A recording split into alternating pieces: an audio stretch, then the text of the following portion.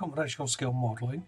This is part 14 of DeAgostini's Star Wars Millennium Falcon build. Now before I start, I just want to raise the issue of scale once more. If you watched the previous videos, you heard me talk about the scale. I wasn't 100% sure of it. Now I was calling it 172. After a bit of research, I found out that was wrong. The scale is actually 1:43 of the studio model, not 172. So I apologise for any confusion on this. It's all down to me, I got it completely wrong, but I hope this clears things up for everyone. I took it that this would be the similar size to the Bandai Perfect Grade Millennium Falcon, so that's why I was calling it 172. But as I said, I completely got the scale wrong. So this one is slightly larger than the 172 from Bandai, which is widely available and it is an excellent kit. So on to part 14. In this part, I'm going to be building the next gun turret, working on some of the inner parts that go onto the hull, and doing a little couple of coverings for the outer plating as well. So let's jump into this and see how I get on. On to issue 41, and this is for the sticking gun turret. And I'm starting off with Tamiya's XF53 Natural Grey, and this is for the chair. And then it's Rebel Aquacolor 88 Ochre Brown. This is for the cushions in the seat. And then it's Rebel Aquacolor 80 Rust, and this is for the main structure of the chair. Then it's Rebel Aquacolor 99 Aluminum, and this is for the foot plates. Tamiya's XF56 Metallic Grey, and this is for any of the bare metal parts. And then on to Rebel Aquacolor 08 Matte Black, and this is for the outer casing of the for the display. And finally, Mr. Hobby H28 Metal Black, and this is for the cradle and floor area of the seat. So now it's time to put it all together, and it's just a simple case of marrying up the parts. The location points are easy enough to follow. So first of all, the seat goes on, and once the seat's on, I can then start placing on the framework, and then the control stake goes on next, and that makes up the main seat. And the last thing you do is just put the little connector on. That's just cemented into place. For the walls, it's Tamiya's XF53 Natural Grey.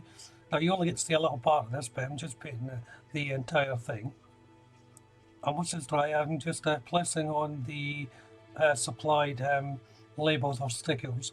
There's 4 to go on. So it's made up just like the first one. And before bonding it together, I'm just using a little bit of glue, super glue here, to place in the LED.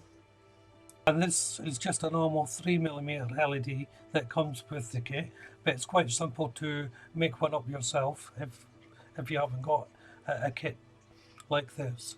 And then it's just a matter of bonding the two halves together. I have to let that sit for a little while before I place in the seat. And there's a little location point for where the bracket goes, and it should just fit right on top of it, and that's secured with a self-tapping screw. That's a screw that just creates its thread as it's getting screwed in.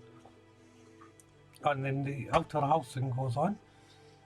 There's a little bit of lining up to do on this. There's just a little notch to the area, but it's important that I get it the right way around. And that's the finished second turret. So as I said, it's much the same as the first one. On to issue 42, and this issue I'll be making up the inner compartments. First of all, I'm using Tamiya's XF53 Natural Grey, and this is just the base coat that I'm placing down here. And then I'm moving on to Tamiya's XF55 Deck Tan, and this is for all the pipework. And once it's all dry, it's Tamiya's Weathering Series C, and I'm using the gunmetal component here, and this is what I'm using to weather the area. There's a couple of things to be added on to this recess unit, some extra pipes, a panel here and there. Each one does have to be laid down in a specific way because a lot of the pipes do overlap each other. So it's on to issue 43, and in this issue all I'm doing here is placing some of the outer coverings on where the landing gear and so forth go.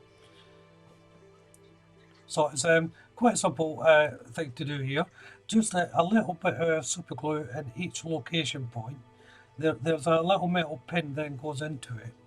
And because this is an inner compartment and a part's going on top, I have to make sure it's completely flush with the location area, because otherwise the panel will just protrude out of the hull.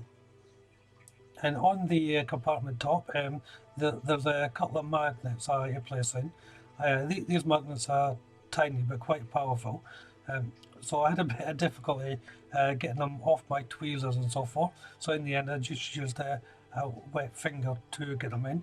Ended up gluing my fingers quite a lot, but that was the best way to do it.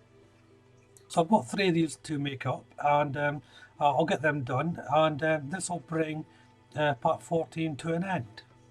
There's no point in showing you the other lot really, because it is much the same. So I'll just test fit these parts and see how I get on.